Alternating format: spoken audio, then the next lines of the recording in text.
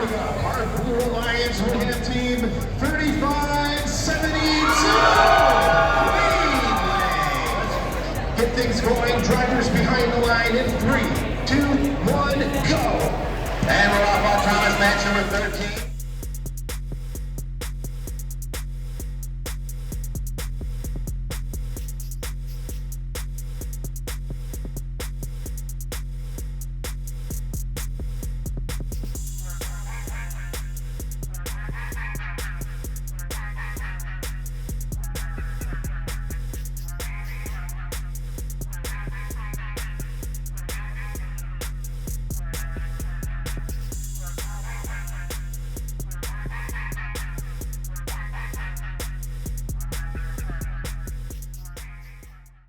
I think there's a lot of pride, especially like whether we're really doing great or not, I still feel a lot of pride for our team. This is our 15th year, and so I've been a part of it since I was in 6th grade. I was the first middle schooler that was brought up into the program, and so I've been in this for a long time, and I've been through the highs and the lows of the program, and I feel a lot of sense of accomplishment after working on that robot for so long, getting to present it and be like, this is what we've worked on, you know, whether it's going to be amazing or even if it's just okay. Like, I'm still very proud of it, and that teamwork that we all have to work together is something to be proud of by itself too.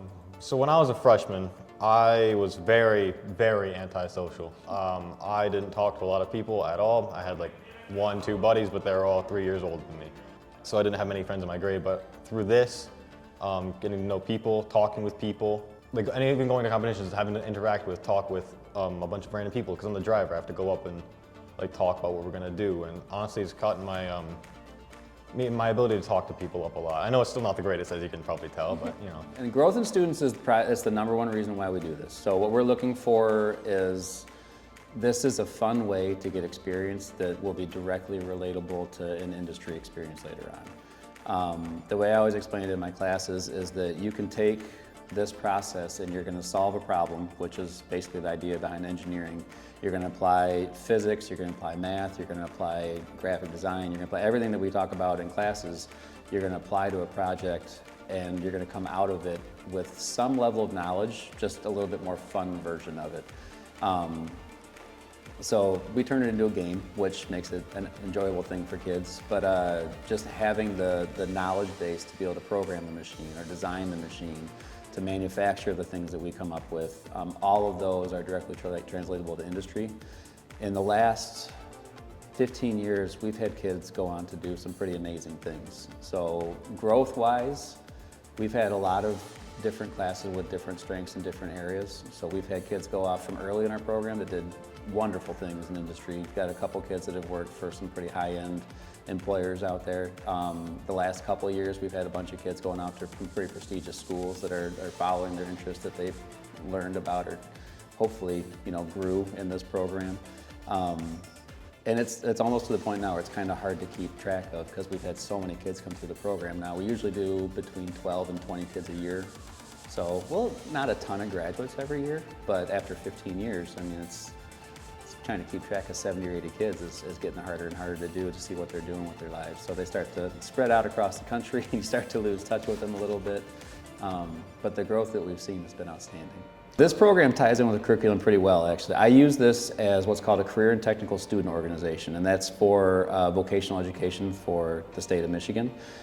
So my drafting program ties in directly with this. We actually spend a little bit of time in the CAD class designing some parts and looking at things that we've done on that season's machine and bringing that back in the classroom.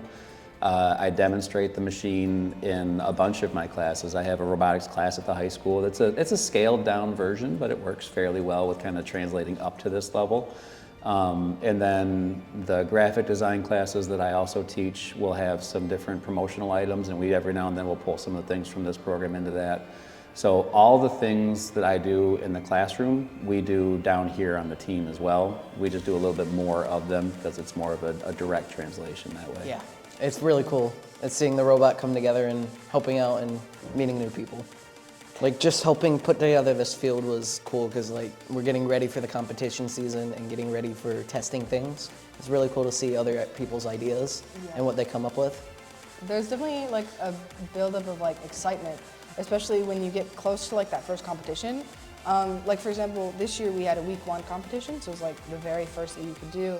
And so we had to kind of work fast, and it was a little bit of a crunch time, but it was so exciting to see everything come together, everybody finding their role on the team, and everybody working together on the same task. We got the name Wavelength. It was our 2nd year competing. The first year we were Shores Robotics, because it was just the easiest thing to say. It was what we were doing and who we were. So we registered with that, and then the kids hated it. So that was my one contribution to the team the first year, really, was the team name. And then the students that were on the team at the time started drawing up some ideas, and they came up with our team logo that we ran for a lot of years. And one of the students decided we should be Wavelength because it kind of fit the theme of the area, having the lake real close by, having sailors as our school mascot, and just kind of fit in with everything.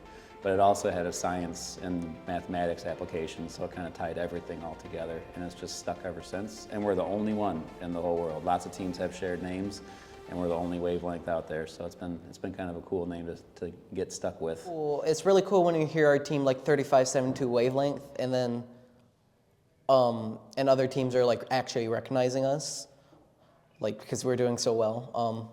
It's always fun just to hear the robot name too. Like last year, they would say Rapunzel. I'm waiting for this year where they say Tamatoa, because I like that name.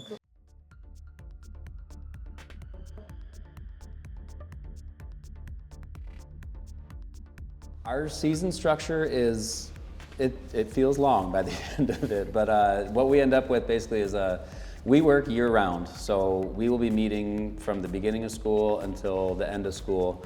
And as we're doing our meetings, we have a preseason setup where we kind of go through safety and learning how to use machines and doing a couple simple projects to figure things out.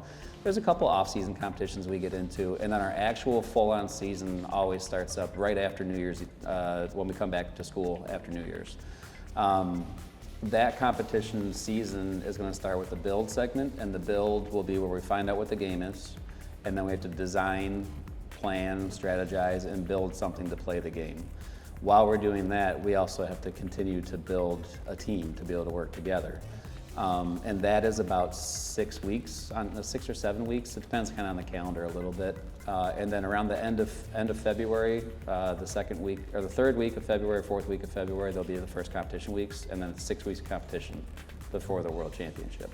Every year that wasn't COVID, or that we had one season that was at home, we've made it to the state championships and done relatively well, and we've missed the World Championships twice out of the last 7 times that we could have gone.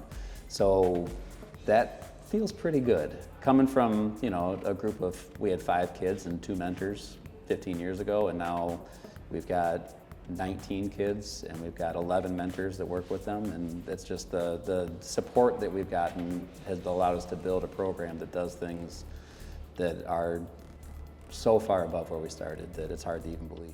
The objectives for the game, again, changes every year. This year, the goal is to pick up it's an ocean themed game. So the goal is to pick up a piece of what they call coral, and it's a chunk, 11-inch long PVC pipe. And it's a 4-inch diameter, 11-inch long pipe that you pick up and you put onto a reef. And the reef is a stack of poles that will have 4 different scoring locations. There's a shelf at the bottom, and then there's 2 angled poles up from that, and then vertically about 6.5 feet off the ground is a pole that's going to be a little harder to get to, and that one's worth the most points. So the harder the target, the more points they get valued with. Outside of that, there's also going to be a green, it's like almost like a kickball, but it's a big version of it. And that is what's called an algae, and you have to clear the algae and put it into something else. So again, the whole theme carries through where you're trying to rebuild a reef with coral, and you're trying to take the algae and remove it to put it back where it's going to be sustainable.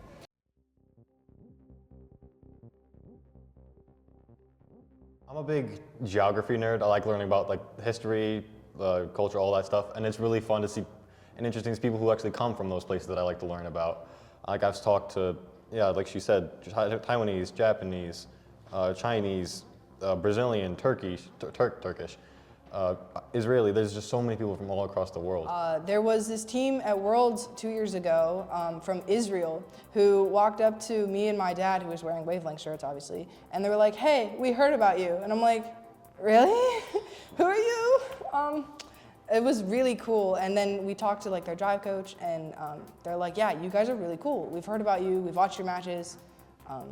Much I love competing. I'm super competitive. Like that part of it, it's the same reason why people come back to sports every year. Like that's what hooks you at first, but then you realize that you're also gaining this experience that will put you a leg up from every other person that wasn't in robotics. You know, I already know so much about the electrical system. I know how to build things even though I'm not a builder. Like I can screw something in or whatever, and I can work my way around a computer now, and it's kind of, you're gaining all these skills without even really realizing it because it's just so fun and you're just learning as you go.